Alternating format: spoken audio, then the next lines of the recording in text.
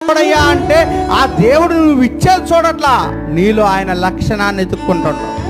ఆ దేవుడు నీలో ఆయన ఆనవాళ్ళు ఎత్తుక్కుంటుండు. నా కుమారుడని చెప్పుకోవాలంటే వాడికంటూ కొన్ని లక్షణాలు ఉండాలని ఎత్తుక్కుంటాడు. నువ్వు పెరికెళ్ళిప్పి నువ్వు గుప్పెళ్ళిప్పి తెచ్చేదాన్ని దేని కొరకు తెస్తున్నావో నీకు తెలియకపోతే, దేని కొరకు విస్తున్నావో నీకు తెలియకపోతే, దేనికి దేవుడు అడిగిండో నీకు తెలియకపోతే మన జీవితంలో ఏందండి అర్థం? ఏంది అర్థం? మన దేవుడు అంట ఇచ్చేదాన్ని చూసేవాడు కాదు, కానీ ఇచ్చే మనసును చూసేవాడు. ఇచ్చే మనసును చూసేవాడు. మన దేవుడు ఏదయ్యా అంటే లక్షలేసిన వాళ్ళని చూడలా, 2 కానుకలు వేసిన వాళ్ళని చూసిండు. ఇది ఎవరిని చూసిండు? లక్షలేసిన వాళ్ళని చూడాలా, 2 కానుకలు తన సర్వస్వం అనుకుంది.